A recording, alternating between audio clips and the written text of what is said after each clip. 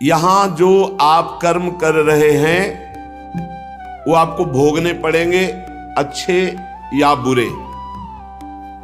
बिना भोग के ये नष्ट नहीं होते।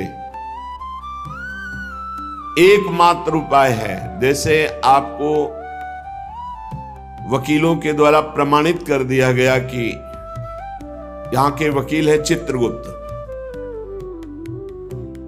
पूरी सीन सहित आपकी चेष्टाओं को अंकित किया जाता है, वो आपके मन में है, आगे प्रसंग आएगा। और जज हैं यमराज धर्मराज जी, और दंड अधिकारी हैं यमदूत, और दंड विधान जहां होता है उसे कहते हैं नरक। तो जैसे यहां जज ने कानून से अपराध करने वाले को दंड दे दिया, जाओ तुम्हें फांसी की सजा, राष्ट्रपति का अधिकार है, वो पूरा माफ कर सकता है। ऐसे ही राष्ट्रपति हैं भगवान श्री हरि। अहम त्वाम सर्व पापेभ्यो मोक्षयिष्यामि मा शुचा। अगर शुभ अशुभ कर्मों से बचना चाहते हो तो एकमात्र उपाय भगवान की शरण में होकर नाम जप करो, अन्यथा अवश्यमेव भोक्तव्यम कृतम कर्म शुभाशुभम। सुमति जी अपने पिताजी को बता रहे, यमदूत ने कहा महाराज, मृत्यु लोक में मनुष्य जो पुण्य और पाप करता है बारी बारी से उसे भोगना पड़ता है। बहुत ध्यान से सुनोगे तो आपको बड़ी सावधानी प्राप्त हो जाएगी। जो छोटी मोटी गलतियां आप हंसी खेल में करते हैं वो भी आपको दंड भोगना पड़ेगा। ये पाप और पुण्य बिना भोगे नष्ट नहीं होते कि आपने पाप कर दिया और दान दे दिया तो वो पाप कट गया, ऐसा नहीं है। पुण्य का अलग विभाग होगा, पाप का अलग विभाग होगा। अगर काट सकते हैं तो सिर्फ भगवान काट सकते हैं, भगवान का भजन काट सकता है, दूसरा नहीं। लाखों जन्मों में जो तुमने पाप और पुण्य किया है, जो एकत्रित है, उसका नाम है संचित कर्म। संचित पाप और पुण्य, और उससे जब मनुष्य शरीर मिलता है या जो शरीर मिलता है उससे जो हिसाब निकाल करके कुछ पुण्य और कुछ पाप, उसे प्रारब्ध भोग कहते हैं। फिर यहां कर जो नवीन कर्म किया जाता है उसे क्रियमाण कहते हैं। मनुष्यों के लिए जो उनका जमा हुआ पाप और पुण्य है वो अंकुरित होकर बढ़ता रहता है, ब्याज दर ब्याज। बहुत दुर्गति होती है, इसीलिए बहुत जन्म हम भोगे तो भी अपने संचित कर्म को नहीं भोग सकते। जैसे बीज मिट्टी और जल की आकांक्षा करता है तभी वो उत्तम वृक्ष रूप धारण करता है, ऐसे ही पाप और पुण्य उसे प्रेरित करके पुनः पाप करवाता है, प्रेरित करके पुण्य पुनः पुण्य करवाता है। अगर पाप कर्म में रहती है तो पाप पर पाप, पाप पर पाप, और ये एकत्रित होकर वृक्ष रूप होकर समय स्थान वो निश्चित करेगा। पाप तुम्हें कहां दंड देना है, समय स्थान। बुरी दशा आने के पहले बुद्धि बदली जाती है, उसकी बुद्धि बदल दी गई। आप ना आवे आप पर ताई तहां ले जाए, वो वहीं ले जाएगा, उसी स्थान पर मारा जाएगा, उसी स्थान पर जो दंड उसे मिलना मिलेगा। जैसे आपने छोटा पाप किया तो आपके चलते समय पैर में कांटा चुभेगा और दुख होगा। कांटा निकाला गया, थोड़ी दिन वहां दर्द रहा, खत्म हो गया, आपका पाप क्षय हो गया। छोटा पाप कोई, आगे बताया जाएगा कौन कौन से पाप से कैसे कैसे दंड मिलते हैं। अब अगर आपसे थोड़ा बड़ा पाप बना है तो वही पैर में लोहे की कील बनकर चुभेगा, कांटे की जगह लोहे की कील, अधिक दुख होगा। और बड़ा पाप बना है तो खजूर का कांटा, बड़ा कील, ऐसे आपके पैर में चुभ। बिना पाप कर्म के कहीं भी किसी को कोई भी दुख नहीं हो सकता। सिर में दर्द होना, आजीवन पूरे जीवन सिर का रोग हो गया कि वो दर्द ही होगा 2-4 दिन में, 10 दिन में, पाप का कारण। अपथ्य भोजन, सर्दी सहन न होना, गर्मी सहन न होना, हर समय हृदय जलते रहना पाप का लक्षण। भिन्न भिन्न पाप भिन्न भिन्न प्रकार के दुख देते हैं दीर्घ काल तक। शस्त्र और अग्नि आदि का भय ये पाप के कारण होता है। अनेक जन्मों के संचित पाप, कोई इसी जन्म के केवल नहीं है, वो केवल मंडराते रहते हैं आकाश में दंड देने के लिए, समय इंतजार करते हैं। जैसे नरक में पड़े हुए जीव तुम देख रहे हो, घोर पाप का फल भोग रहे, केवल दिखाया गया था नरक। जानते हो किस बात से? कल याद होगा, सुमति जी ने पानी पीने जाने वाली गौओं को वैश्य कुल में 7वें जन्म में जन्मे जब थे, तो उन्होंने उनको नहीं पीने दिया। इसके अपराध से उनको नरक दिखाया गया था। तो वो यमदूतों से प्रश्न करते जाते हैं और उनका उत्तर यमदूत देते जाते हैं। ये जो तुम देख रहे हो तड़पते हुए जीवों को नरक में, महापापी लोग हैं, अपने पाप का फल भोग रहे हैं। जब कोई पुण्यात्मा होता है तो स्वर्गलोक में जाता है, देवताओं के साथ रहता है, गंधर्व उसका गुणगान करते हैं, अप्सराओं का नाना प्रकार से सुख उठाते हैं। और जब पुण्य भोग क्षीण हो जाता है तो फिर यहां आकर के मनुष्य लोक में अपने कर्मानुसार जन्म लेते हैं। राजन, ये जो तुमने पूछा कि किस किस पाप से पापियों को कौन कौन सा नरक में दंड मिलता है, वो मैं बतला रहा हूं। जो नीच मनुष्य कामना और लोभ के वशीभूत होकर दूषित दृष्टि से हर स्त्री को भोग भाव से देखता है, जिसको देखता है बस काम भाव से देखता है। बोले जो दुष्ट दूषित भाव से माताओं बहनों को भोग दृष्टि से देखता है, तो यहां बड़ी बड़ी चोंच वाले वज्र के समान, जिनकी चोंच ऐसे गिद्ध बार बार हजारों वर्ष उनकी आंखों को नोचते और खाते रहते हैं। वो आंखें बार बार होती रहती हैं, बार बार निकालते। यही वहां है कि मरना नहीं है।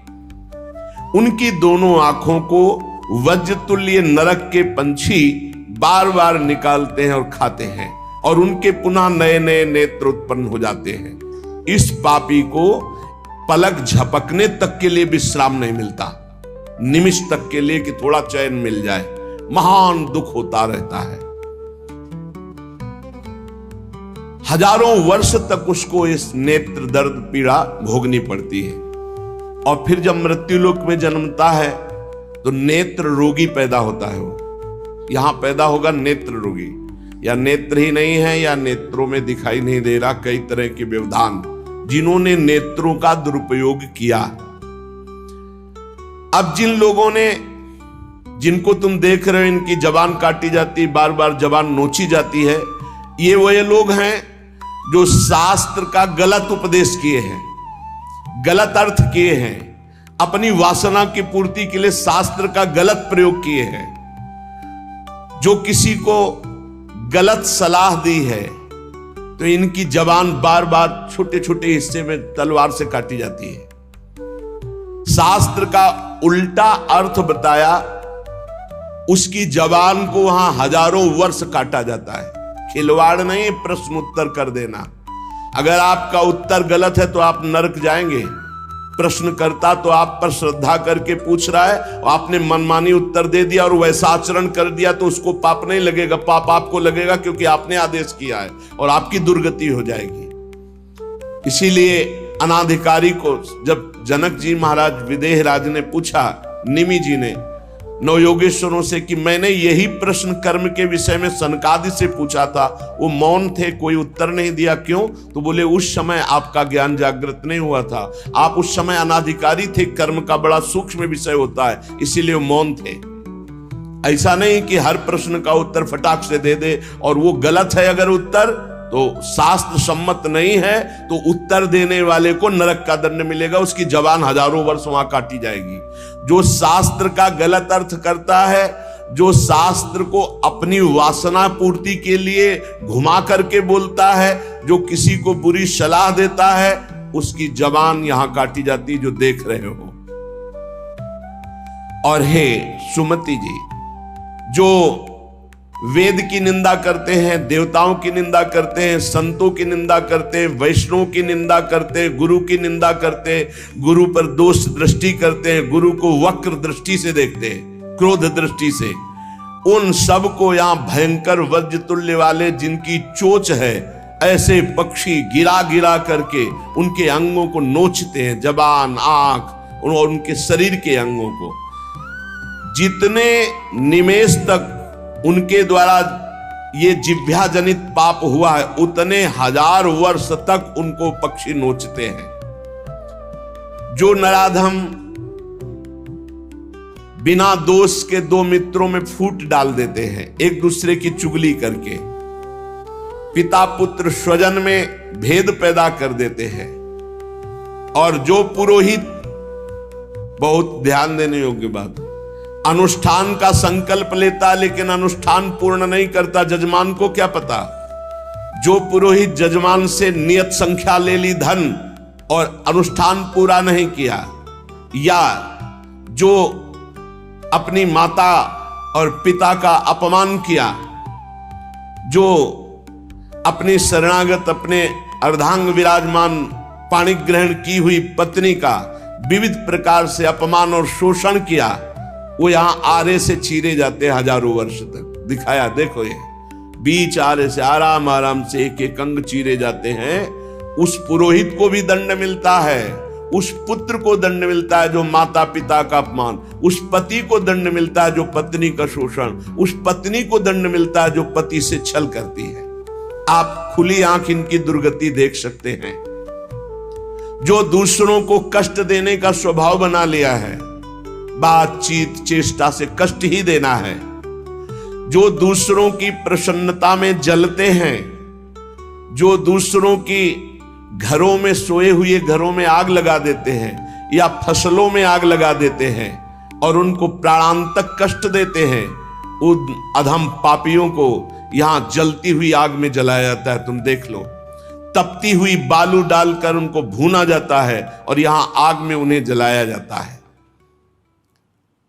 जो एक जगह निमंत्रण मिला, फिर दूसरी जगह निमंत्रण मिला, तो पहले निमंत्रण वाले को छोड़ करके दूसरे के यहां निमंत्रण पाकर फिर पहले वाले के यहां निमंत्रण पाने गया। ऐसा नहीं है, ये नरक का कारण बन जाएगा। एक जगह निमंत्रण है, वहां गए, अगर हम भूखे हैं तो भूखे, नहीं मिला तो नहीं मिला, अब दूसरे दिन देखा जाएगा। 2, 3, 4 निमंत्रण, ऐसा नहीं। जो ब्रह्मर्षि किसी देव कार्य के लिए, पितृ कार्य के लिए यजमान के द्वारा निमंत्रित किया गया और वो दूसरी जगह भोजन कर लिया, दूसरे निमंत्रण को स्वीकार करके फिर उसके यहां भोजन करने गया, तो उसको यहां नरक में 2 टुकड़े करने वाला दंड मिलता। बार बार उसके 2 टुकड़े। ये बार बार बहुत जगह भंडारा, बहुत जगह निमंत्रण, ये ऐसा नहीं है। सिद्धांत है, तुम भूखे हो तो एक जगह चले जाओ और अपना पेट भरो, भजन करो। ये नहीं कि 5 जगह चले गए तो खूब दक्षिणा 5 जगह की मिली तो सुन लो। ये तस्मा शास्त्रम प्रमाणम, ये शास्त्र है, मनमानी नहीं। पहले ऐसा कभी ब्रह्म ऋषि जन नहीं करते थे। 5 घरों में भिक्षा मांग लो, या निमंत्रण है तो एक जगह जाके पेट भर लो जो रूखा सूखा मिले। ये 14 जगह भंडारा, 14 जगह निमंत्रण, तो उसकी व्यवस्था है। ये नरकगामी बना देगा, बुद्धि भ्रष्ट हो जाएगी। जो सदैव कड़वी बातें बोलकर लोगों के दिल पर चोट पहुंचाते रहते हैं। कुछ लोगों का ऐसा स्वभाव होता है, जब बोलेंगे तो हृदय की पीड़ा प्रकट हो ही जाए, ऐसा उनका है। ऐसे हैं, ऐसे हैं। वो ऐसे बोलते हैं कि अत्यंत पीड़ा दे। ऐसा करने वालों को यहां के पक्षी टूट पड़ते नरक में लाते हैं, नोच नोच करके उनको खाते हैं। जो यहां किसी की चुगली करता है, उसकी जिह्वा तेज छुरे से बार बार ऐसे ऐसे चीरी जाती है, फिर पूरी हो जाती है, फिर चीरी जाती है। जिन्होंने उद्दंडतावश अपने पूज्य जनों का अनादर किया, उनको मारा पीटा, गुरुजनों को, अपने गुरु को, माता को, पिता को, बाबा को, पितामह को, ये पूज्य जन है, ये गुरु के समान पूज्य है। जो अपने गुरुजनों को, पूज्य जनों को अनादर करता है, दंड देता है, मारता है, पीटता है, वो देखो ये कुंड बने हैं विष्ठा के, पीब के और मूत्र के। मूत्र का कुंड, विष्ठा का और पीब का। नीचे करके मुख उन्हीं कुंडों में डाल दिया जाता, ऊपर से पैक कर दिया जाता है। हजारों वर्ष वही खाओ वही सड़ो, कितना भयानक कष्ट है। नीचे के मुख करके उसमें डाल दिया जाता है। जो लोग भोजन बनाने, बहुत ध्यान से सुनो, भोजन बनाना उद्देश्य रखो, यज्ञ है, यज्ञ के लिए भोजन बना रहे हैं। सबके हृदयों में भगवान है। पहले भोग लगाओ श्री भगवान का, फिर दरवाजे पर निकलो, आसपास झांक के देखो, कोई पशु पक्षी, कोई मनुष्य, कोई संत महात्मा, कोई भूखा तो नहीं दिखाई दे रहा। अगर एक गाय है, कुत्ता भी है, तो घर से जाओ, रोटी लाओ, पहले उसे डालो, भगवत स्वरूप मान करके पहले। फिर अपने घर में जो बड़े बूढ़े हैं सबसे पहले उनको पवाओ, बच्चे जो हैं उनको पवाओ। अच्छी अच्छी चीज तुम पालो, बड़े बूढ़े नहीं, अभी आगे आएगा, उनको भी दंड मिलता है। तो जो रसोई बनाए तो उसे भाग लगाना चाहिए, देवता का भाग, अतिथि का भाग, कौवे का भाग, गाय का भाग, और अपने जो पूर्व के बुजुर्ग जन हैं पहले उनकी सेवा। अच्छा, जो भी रसोई बने, भगवान का भोग लगाया, दरवाजे तक गए, अतिथि को देखा, एक गौ के लिए ग्रास निकाला, एक कौवा पक्षी आदि के, जरूर जरूर ये नहीं निकालोगे तो पाप है। गीता जी में कहा जो अपने लिए पका के पाता है वो पाप पाता है। तो जो अभ्यागत अपने बुजुर्ग और अतिथि, अब कोई साधु महात्मा आया, माना कोई भी हो, वो दरवाजे में पुकारा, राधे श्याम, आप छुप नहीं सकते, आपको निकलना पड़ेगा। हाँ, राधे राधे, क्या चाहिए, क्या सेवा करूं आपकी? आप जल पिएंगे, आप भोजन पाएंगे? नहीं, मुझे पैसा चाहिए। वो नहीं दे सकता, खत्म खेल, आपका आदर हो गया। आप मृदु वचन में इतना तो बोल सकते हैं, राधे श्याम, आप इतना बोल सकते हैं, आप जल पिएंगे, आप रोटी पाएंगे, भोजन प्रसाद पाएंगे। नहीं, मुझे रुपया चाहिए, नहीं, मेरी श्रद्धा नहीं, मैं नहीं दे सकता, सामर्थ्य नहीं है, श्रद्धा नहीं है, कुछ भी आप कह दो उस पे चलेगा, पर आपको निकलना चाहिए। यदि आप छुपे रहे हो, आपके कान में आवाज आई आपके दरवाजे से, भिक्षुक वापस जा रहा, तो आपके सुकृत नष्ट हो जाएंगे और आपको पाप लगेगा। ये धर्म है, अतिथि देवो भव। देना ना देना वो आपके ऊपर की बात है, लेकिन मृदु वचन, जल और भोजन, ये तीन तो प्राय सब, नहीं कुछ है एक फल दे दे। अगर वो कहता है मुझे भूख लगी है, तो आप वहीं गेट के बाहर बैठिए, परिचय नहीं है इसलिए, घर में जो सदस्य पुरुष वर्ग का, उससे 2 रोटी भेज दीजिए। जो दुष्ट आए हुए अतिथि का अपमान कर देता है, अतिथि देवो भव, बड़ी महिमाएं गृहस्थ धर्म में अतिथि सेवा, साधु सेवा की, उसे यहां पीब चाट चाट के पवाई जाती है नरक में। उनका बुरा हाल होता है, बहुत सावधान है। इसीलिए धर्मात्मा पुरुष एक एक कार्य को बहुत धर्मपूर्वक, जो यहां दूसरे के भाग का अपहरण कर लेते हैं, पंगत में एक ही भोजन चलना चाहिए, ऐसा नहीं छुपा होना चाहिए कि 10 लोगों को और 10 लोगों को और। घर में ऐसा छुपाव नहीं होना चाहिए कि बूढ़ा बुढ़िया के लिए सूखी रोटी दाल और आप गर्मा गर्म हलवा और अच्छे अच्छे पदार्थ पा रहे हो। जो ऐसा भेद करके भोजन करता है, मुखिया मुख सो चाहिए, खान पान सो एक।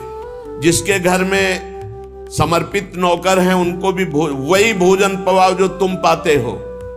ऐसा नहीं हो सकता कि तुम बढ़िया बढ़िया और फिर निकृष्ट भोजन उसको, ये तुम्हारा पाप बन रहा है। सबके हृदय में भगवान है, भोजन वही, तुम भले बचा खुचा पालो, घर के मालिक हो, लेकिन सेवकों को, बालकों को, वृद्धजनों को, अतिथि जनों को भरपूर। ये धर्म का ज्ञान अगर नहीं है तो फिर कह रहे हैं कि शरीर बड़ा भयानक मिलता है और मुंह सुई की नोक के बराबर होता है। अब वो इतना भूख से व्याकुल होता है पर उसको खाने को क्या मिलेगा? वही गंदी चीज और सुई की नोक के और हाथी जैसा शरीर और भूख से वो तड़पता रहता है। ऐसा हजारों वर्ष नरक में मिलता है। जो लोग पंक्ति में ब्रह्म ऋषियों को, वैष्णवों को बैठाल दिया, जैसे कई कि अपने रिश्तेदार आए तो पुआ पूरी हलवा, अगर साधु महात्मा आए तो हृदय में जलन हो रही है। ऐसा भक्त चरित्रों में पाया गया है कि भक्तजन आए तो देख करके जलन पैदा हो गई और कहा हम बीमार हैं, हमसे नहीं हो पाएगा। और जब उनका भाई आया तो पुआ खीर और सब चकाचक, तो भक्त आए तो उन्होंने कहा हमारे रिश्तेदार भक्त आए तो तुम्हारा शरीर दर्द कर रहा था, और जब तुम्हारे भाई आए तो तुम तो बोले रिश्तेदार ऐसे चले जाएंगे, नहीं तो संत वैष्णव ऐसे चले जाएंगे। पूड़ी पुआ खीर सब संतों को पवाया, और जो खिचड़ी आज स्वयं बनाई थी वो पवाया उनके रिश्तेदारों। जो ब्रह्म ऋषियों को निमंत्रण करके, साधु वैष्णव को पंक्ति में बैठाल करके अपने लिए अच्छा भोजन, देखो बहुत सावधानी। हरिराम व्यास जी ने जब देखा उनकी पत्नी दूध परोस रही थी, उनके उसमें मलाई गिर गई तो नाराज हो गए और कहा ये पति है शरीर इसलिए मलाई गिरा दी, जाओ आज से सेवा से त्याग। हमारे पति ये संत जन है, संत जनों के आगे मलाई क्यों नहीं गिरी? दूध की मलाई हमारे आगे ही क्यों गिरी? क्योंकि हरिराम व्यास रूपी शरीर तुम्हारा पति है, इसलिए मैं तुम्हारा त्याग करता हूं, आज से सेवा में तुम्हारा अधिकार नहीं। यद्यपि उनका ऐसा भाव नहीं, लेकिन कितने इसीलिए सावधान। अब अपने घर वालों के लिए अच्छे अच्छे लिए और संत महात्मा वैष्णव अतिथि के, तो बोले उसे दंड मिलता है, नरक में ला करके उसे विविध प्रकार से सताया जाता है। जब कोई अर्थार्थी शरणागत तुम्हारी शरण में आ जाए और तुम उसके साथ धोखा करो तो यहां भी दंड मिलेगा और वहां भी दंड मिलेगा। एक पूज्य भाई जी से हनुमान प्रसाद पोद्दार जी ने घटना लिखी कि मैं नाम खोल करके नहीं कहूंगा क्योंकि उनके पारिवारिक जनों को दुख होगा। मेरे परिचय के थे भाई जी महाराज के, मेरे परिचय के थे, गांव भी लिखा है, गांव का नाम भी लिखा है कि वो मेरे परिचय के थे और दो भाई थे। उनमें से किसानी का कार्य होता था। किसानी के बहुत पुरानी घटना नहीं है, भाई जी महाराज कह रहे कुछ वर्ष की है, यह अक्षरशः सत्य है। ये कोई हम कथा नहीं कह रहे, हम जानबूझ करके पता नहीं दे रहे। मुझे जिला गांव सब पता है। वो कृषि कार्य करते थे, गृहस्थी का कार्य किसानी से पूरा होता था। उनके पास एक बैलों की जोड़ी बहुत सुंदर थी और एक बैल, दो भाई थे। एक दिन संध्या काल के समय जो व्यापारी थे बैलों के, उनको पता चला गांव में दो किसानों के पास बहुत सुंदर दो जोड़ी बैल हैं, एक जोड़ी से उनका काम चल सकता है, आप प्रयास करेंगे तो एक जोड़ी बेच देंगे। अर्थ है आपकी शरण में आया है तो आपको अपने प्राणों की बलि चाहे देनी पड़े, उसकी हानि नहीं होनी चाहिए, शरणागत की हानि नहीं होनी चाहिए।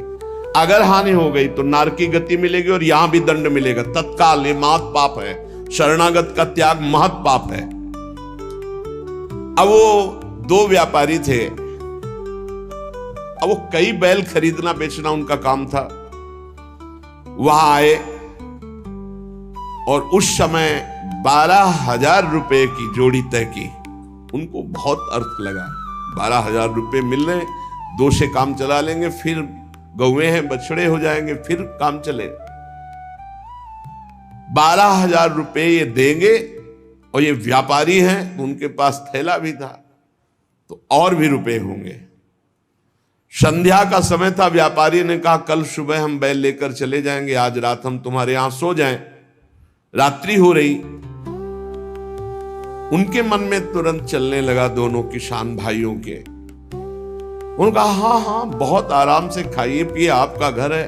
उनका आज रात्रि हम आपकी शरण में हैं, आप हमारे और हमारे धन की रक्षा कीजिए, कल सुबह हम 12,000 आपको देकर आपके बैल लेकर चले जाएंगे।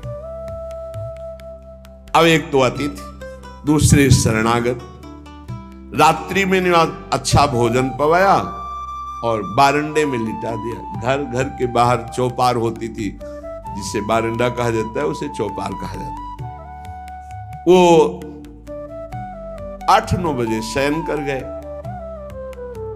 कहीं कहीं बरोठा कहा जाता है, कहीं बारंडा कहा जाता है, कहीं चौपार कही जाती है। अब दोनों ने अपनी पत्नी से विचार किया कि अगर इन दोनों को मार दिया जाए तो बैल भी नहीं जाएंगे, 12,000 तो मिलेंगे भी, और भी व्यापारी है, पैसा इसके पास है, बहुत आनंद है। ये भाव बिल्कुल नाशकारी, क्योंकि उस शरण में है तुम्हारी, वो अतिथि है, बिल्कुल। ये तो मतलब लोक परलोक तत्काल नष्ट कर देता है, तत्काल। इसे महत् पापों में कहते हैं। और महत् पाप तत्काल प्रभाव दिखाता है, तत्काल।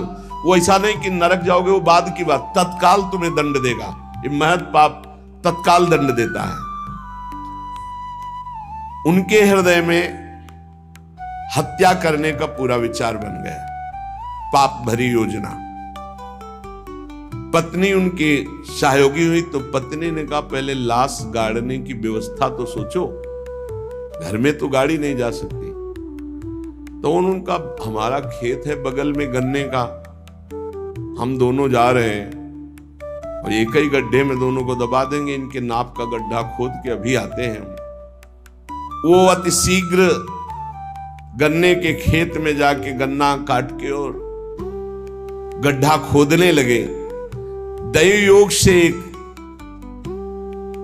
पड़ोसी को सोच लगी, भगवान का विधान होता, जाको राखे साइया मार सके न कोई।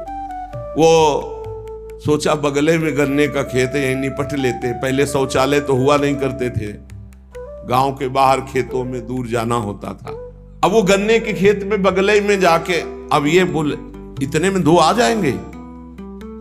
उसको लगा ये रात्रि में क्या प्लान बना रहे हैं। नजदीक गए, बोले देखो एक को नीचे कर देंगे, एक को ऊपर कर देंगे। बोले कहीं पाप तो नहीं हो रहा। बोले 20,000 रुपया उसके पास है, तुम पाप की सोच रहे हो। उनको जो सोच गया था उसकी सोच तो हो गई। उसने सोचा कोई घटना हो रही, तो उनका दोनों को मार करके इसी में गाड़ देंगे, 2 गड्ढे खोदने की जरूरत नहीं। आता 2 हैं और देखो कोई जानेगा नहीं, बरोठे में ही तो पड़े हैं और सो गए होंगे। फौरन उसने जल से पवित्र हुआ, भागा उनके घर में गए, पड़ोसी ही था, वहां दोनों को जगाया और कहा ये अभी चलो हमारे साथ, कहां तुम्हारा पैसा, पैसा ले लो।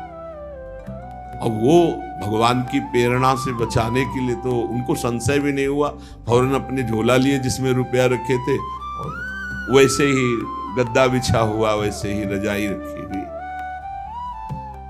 अपने घर में ले गया और कहा इन दोनों भाइयों ने मारने का प्लान और गड्ढा खोद दिया है, चुप यहीं शांत रहो। और उनके दोनों के एक एक लड़के थे जो नौटंकी देखने गए थे गांव की। कर्म बड़ा निकृष्ट संकल्प किया था, इसलिए पाप कर्म प्रेरित करके उन लड़कों के मन में है कि हमें नाटक अच्छा नहीं लग रहा, छोटे जगह चलो यार, हमें अच्छा नहीं लग रहा, हमें सोने का मन है। दोनों मस्ती से बातचीत करते हुए आए तो देखा बरोठे में गद्दा बिछा है और रजाई। तो उनका शायद माता पिता ने सोचा हो कि रात्रि में पता नहीं कब ये आएंगे तो दरवाजा खोलना पड़ेगा, यहीं सो जाते हैं। दोनों मुंह ढक करके उसी में सो गए। अब वो दोनों, भगवान का विधान बड़ा विचित्र होता है, दोनों गड्ढा खोद करके आए, अपनी पत्नी से कहा काम हो गया, गड़ासा निकाल, गड़ासा निकाल। बोले तू पैर पकड़, भाई से कहा तू खोपड़ी पकड़।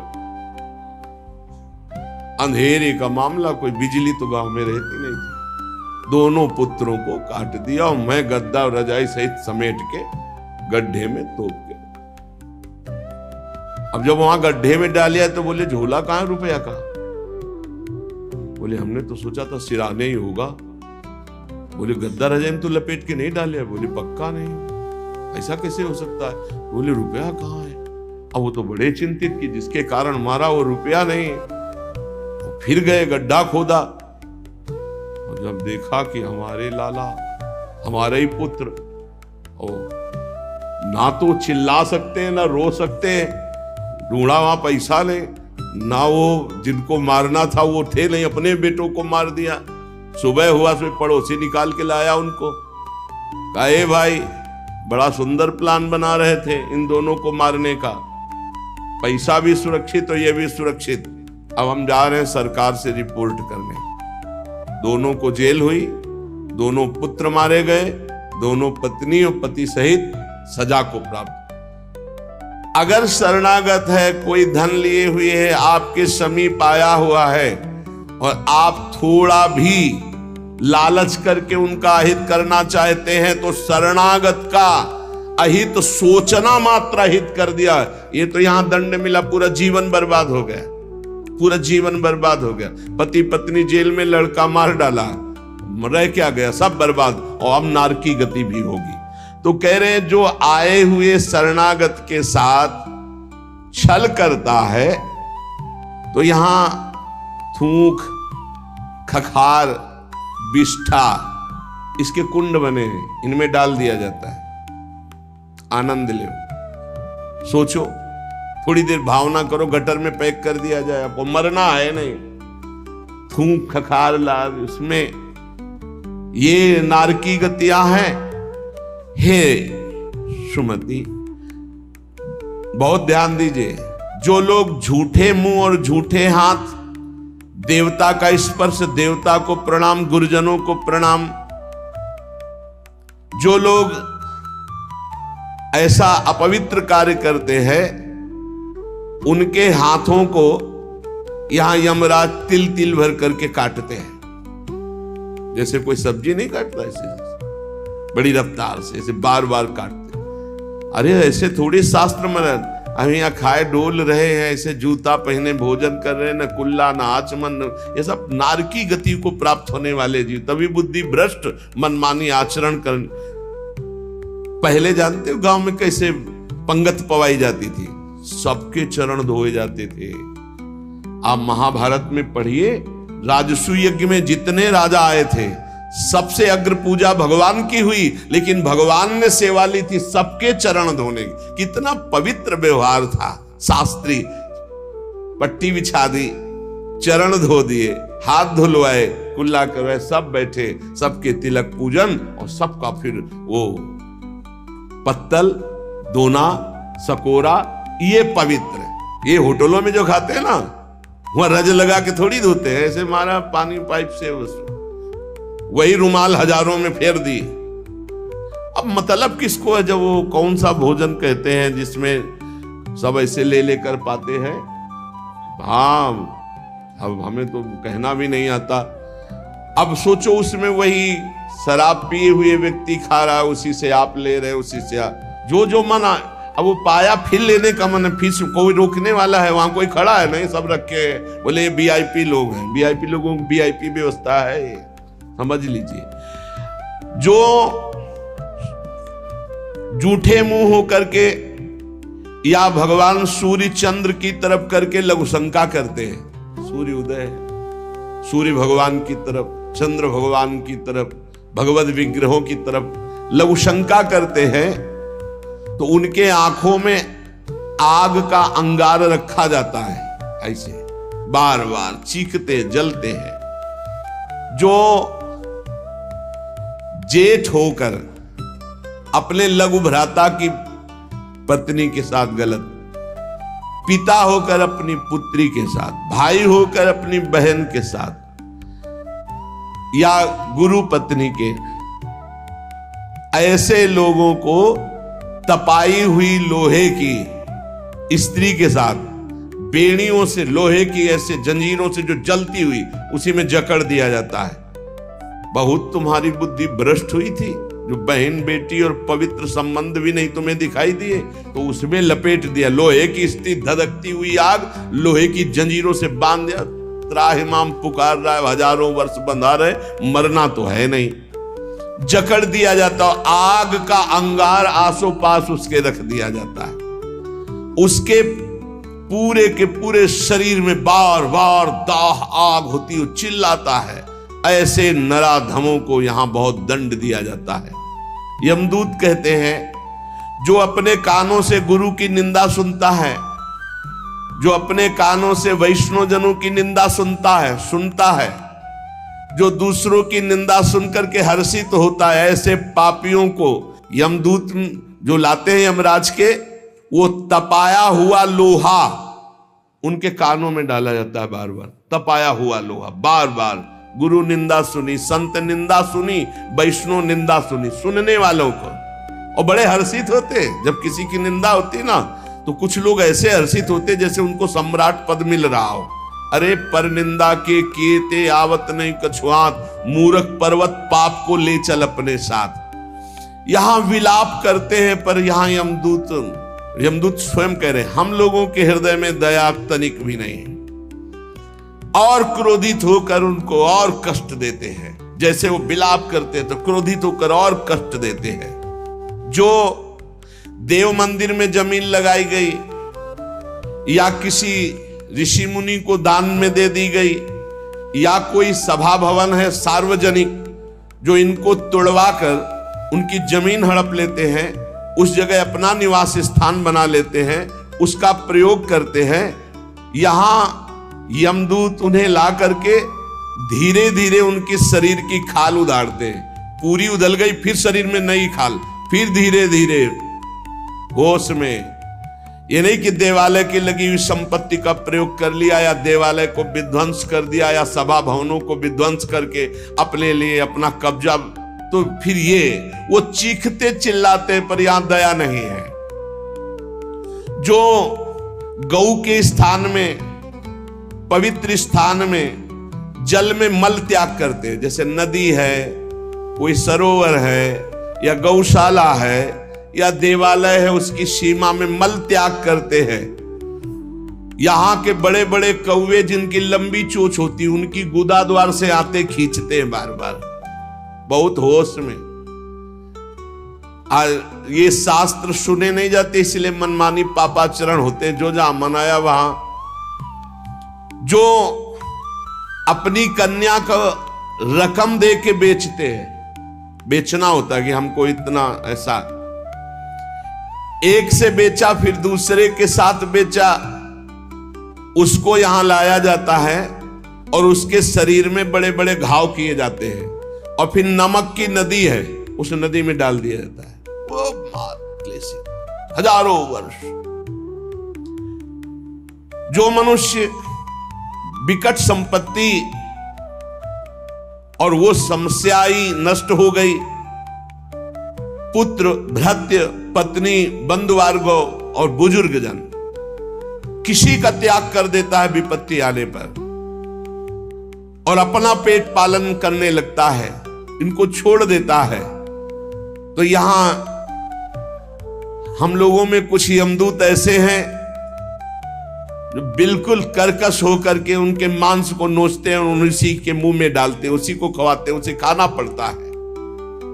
जो मनुष्य अपने पुण्यों को यहां बेच देते हैं, उनकी बड़ी दुर्गति होती है। जैसे 1 घंटा नाम कीर्तन करेंगे 500 रुपया लेंगे, अमुक कार्य करेंगे अमुक रुपया लेंगे।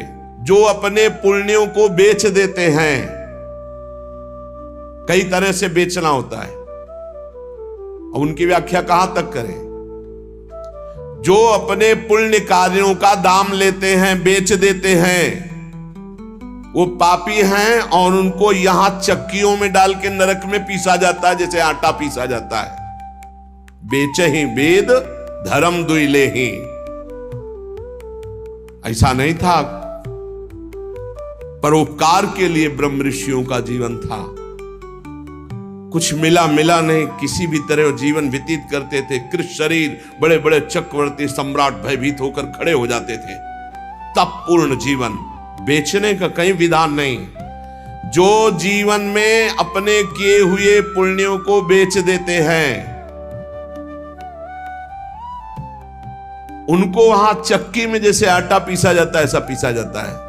ये ना समझो कि मौज ले लो, यहां तुम मनमानी कर लो।